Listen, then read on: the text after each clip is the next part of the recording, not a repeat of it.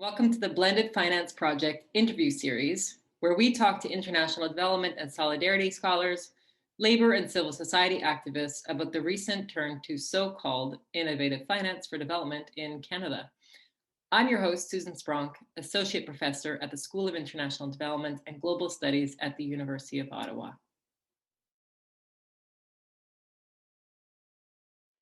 So welcome, Maria Jose Romero. So Maria Jose is a policy and advocacy manager focusing on publicly backed private finance at the European Network on Debt and Development. And before joining Eurodad, Maria Jose worked for the Latin American Network on Debt Development and Rights based in Peru, where she focused on tax justice and development finance. She was previously coordinator of the IFI's Latin American Monitor Project at the Third World Institute based in Uruguay. Thank you and for joining us, Maria Jose. So the first question that we have for you is, what is blended finance? Blended finance is a financing tool by which you combine official development assistance, or aid, with other public or private resources. And the objective is to leverage funds from a wide range of private investors. In very practical terms, you subsidize these funds for them to get attracted and to invest in development projects. Despite blended finance becoming commonplace in development cooperation narratives, there is some confusion about its meaning and how it works. Great. So what is innovative finance? Because we often hear that blended finance is part of innovative finance, particularly in Canada. And so where does blended finance fit in vis-a-vis innovative finance? There is no agreed definition of innovative finance either, which has come to mean many different things to many different people. Perhaps the most, the way most people understand it is that innovative finance refers to a range of strategies to generate financial resources to achieve international development goals. And discussions often feature references to financial instruments used to mobilize private investment, for instance, different types of risk mitigation instruments. While blended finance is generally portrayed as an innovative way of mobilizing funds for development purposes, the approach itself is not new and had been in use for many decades in Europe and worldwide. For instance, by the European Investment Bank or by the International Finance Corporation of the World Bank. So it is important to recognize which specific forms and applications of blended finance are newer than others. And these include the use of new type of financial instruments, such as guarantees or political risk insurance, and the involvement of new type of private investors, including pension funds or philanthropic investors. And in addition to this, what is important to understand is that what is new in the current context is the narrative that places blended finance center stage in development cooperation policies. So in a nutshell, innovative finance is a very broad term, and development finance can be included as an innovative finance, but in a way, this is not always the case. And what is really new is this change in the narrative. Great.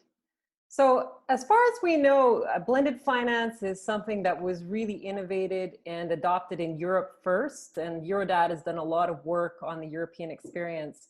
So could you tell us a little bit about what the results have been with blended finance, and also what have been the problems that you've identified?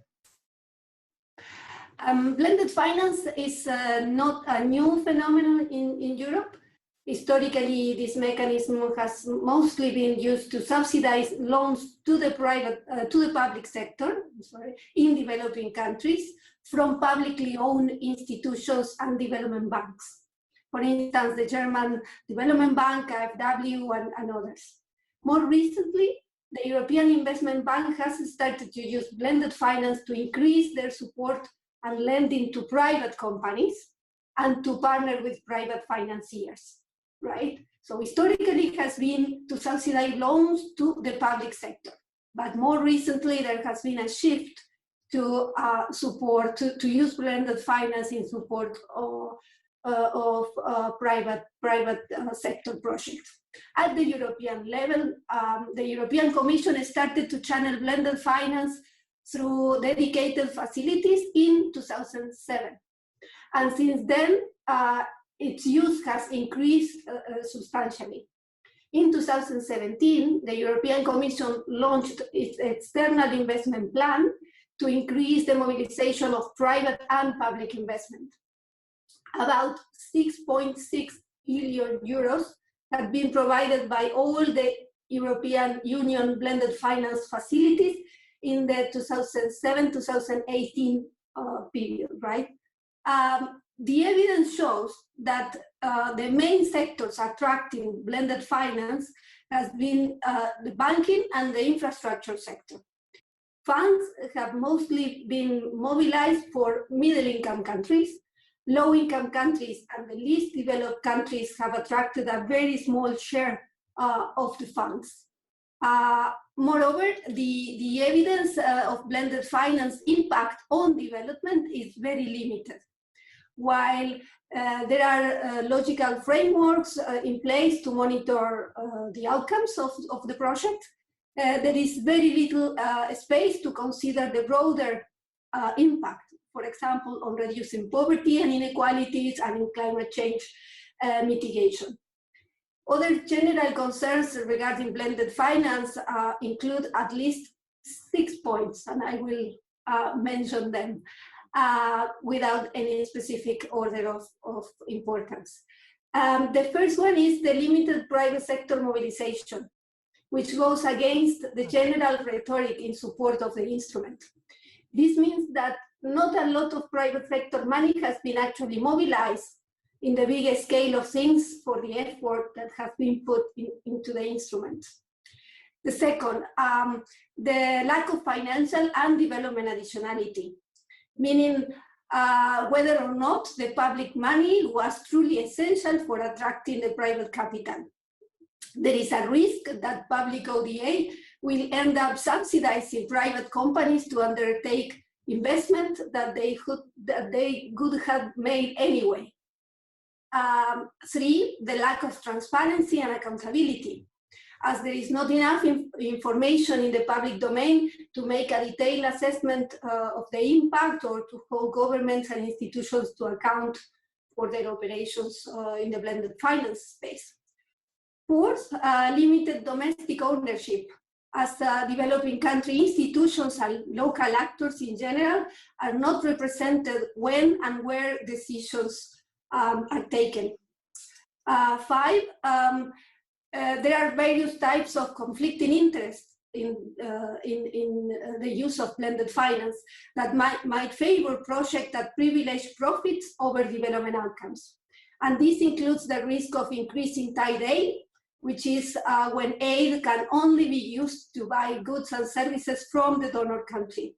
And we have seen figures that refers to the increase of tied aid. It is becoming clear that blended finance is not the right tool to reduce poverty and inequalities, or either to respond to an emergency crisis like the COVID-19 crisis. And 6, the opportunity cost of using aid in this particular way, as the resources used for blended finance cannot be channeled through other instruments and that have proven track record of delivering development results, such as budget support. That was a very long answer, but this is a whole description of the evidence so far and what our work has indicated in the field of blended finance. So it seems really strange to me that the Canadian government has really picked up on blended finance at a time when the United Nations has embraced the Sustainable Development Goals, which of course has central its goal of reducing poverty and promoting human development. So why do you think that blended finance has been promoted in this context? It's a very good question. And one possible explanation is that the driving factor behind blended finance lies in the capacity to generate business opportunities for private companies and investors, mostly northern-based private companies. Civil society organizations have raised concerns that blended finance might increase the risk of development cooperation becoming secondary to self-interested foreign policy objectives and divert aid from poverty reduction. So we identify the economic growth and the business opportunities of blended finance as core of this strategy. Great. So what are the alternatives to blended finance? Do we need it? If not, what do we do instead? There is work being done to try to create different criteria and standards to increase transparency, accountability, and development results of blended finance. This is a possible work stream. But another very valuable work stream is to call for alternatives in the use of ODA resources. And what possible use of ODA resources in an alternative way is budget support, which has to be provided without economic conditionality and in line with development effectiveness principles, which means that developing countries, actors, and their national development plans have to be the ones put center stage and they have to be served with development cooperation resources. So budget support allows countries to use funds according to their needs. And the European Union has significant and positive experience in providing budget support and also of reinforcing public health systems in partner countries. It makes more sense, in our view, to increase the use of instruments that can support public systems rather than channeling resources via an untested instrument, in this case, blended finance, that may or may not prove successful in the future. Great. So thank you so much, Maria Jose. Is there anything that you wanted to add? No, that's fine. Thank you very much. Great. Thank you so much for joining us.